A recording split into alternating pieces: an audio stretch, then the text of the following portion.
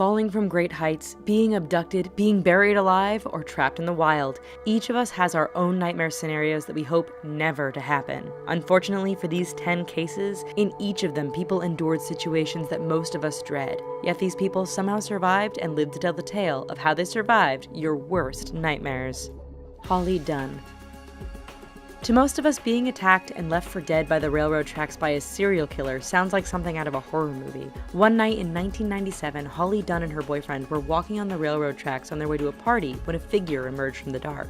The man was armed and proceeded to tie and gag Dunn and her boyfriend. Terrified, Dunn could do nothing as Angel Resendez, aka the railroad killer, proceeded to kill her boyfriend before he stabbed and raped her. Left for dead, Dunn miraculously survived the terrifying encounter and, of 16 victims, is the only person to survive an encounter with Resendez. Julianne Cope. Julianne Cope's story is an actual example of a nightmare come to life. On Christmas Eve 1971, Cope was on a jet carrying 92 passengers and crew as it flew over the Peruvian landscape. Flying into a storm, the jet encountered strong turbulence and was struck by lightning, which caused a wing to rip off. The jet disintegrated, and Cope, strapped into her seat, fell 3,000 meters to the rainforest below. Amazingly, she survived the fall and with a torn ACL, broken collarbone, and severe cuts. She spent 10 days in the forest before encountering lumberjacks who helped her return to civilization. Alcides Moreno. For many of us, a fear of heights means working as a window washer is an impossibility. Not Alcides Moreno. He not only had no fear of heights, but also the superhuman strength to survive a 47-floor fall. That's right. When his scaffolding gave way in 2007, Moreno plunged almost 500 feet and lived to talk about it. It is believed that while his brother, who was also on the platform, died because he was thrown off, Alcides lived because he remained on the platform, which fell slower because of air resistance. Richard Moyer. Imagine sitting at home one day when an enraged black bear comes smashing through the door into your home. Richard Moyer and his family didn't need to imagine it because it actually happened. The bear was chasing the family dog and ended up inside the Moyers' Pennsylvania home. When the bear turned on his wife, Moyer and the family dog both charged the beast. In the ensuing struggle, Moyer suffered deep cuts and bites before the bear decided it had made its point and left to return to the forest. Everyone survived, although Moyer required 37 staples to close a head wound. Ken Henderson. When their boat took on water and sank during a fishing trip in the Gulf of Mexico, Ken Henderson and Ed Cohen knew they were in trouble. For 30 hours they treaded water before Henderson realized his friend wouldn't survive much longer in the cold. He could either stay with his friend and die, or head out and try to find help. He cut the rope holding the two together and swam for help. After several hours, the weak and hallucinating Henderson saw an oil rig. He reached the unmanned facility where he was able to call for help. Hours after being rescued, he learned that fishermen had found the body of his best friend.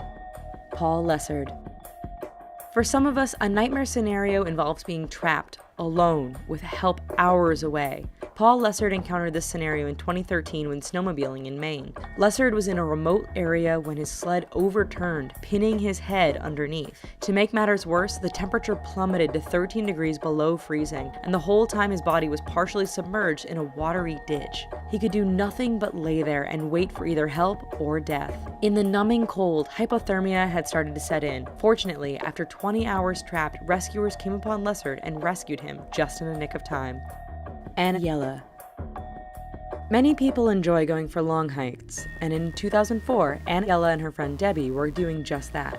As they walked along the paths in the Southern California hills, little did they know that a killer was stalking them. The 110-pound cougar had already killed, and it set its sights on Anna. Striking from the bush, the cougar grabbed Anna, trying to pull her into the brush to finish her off. Debbie grabbed onto her friend's legs and pulled back while the cougar chewed and pulled on Anna's face. The cougar was eventually chased off. Anna survived and recovered after having nearly half of her face chewed off. Eugene Hahn and Kristen Davis.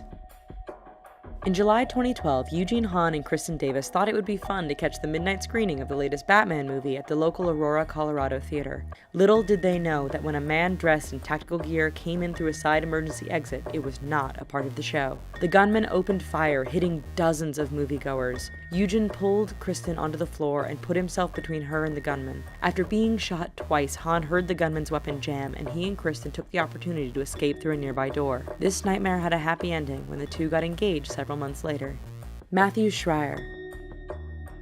Journalists who cover war-ravaged lands know the risks. That said, Matthew Schreier was kidnapped by al-Qaeda-affiliated fighters in Syria, and things went bad quickly. His captors kept him in the dark much of the time. When they weren't torturing and interrogating him, they were using Schreier's passwords and information to send emails and make eBay purchases. For months, this continued as he endured numerous beatings, even being tasered on numerous occasions. 7 months after his ordeal began, Schreier escaped his cell and managed to link up with the Free Syrian Army, ending the nightmare. Michalina Lewandowska. Many people are terrified of the prospect of being buried alive.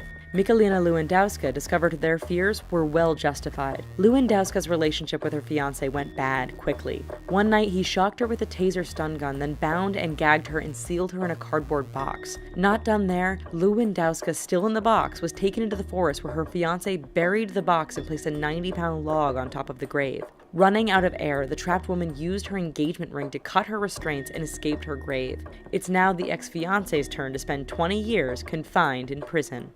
So what are you afraid of? Let us know in the comments. While you're here, here's a couple of the videos that we think you might find interesting. And please don't forget to click like and subscribe. Thanks!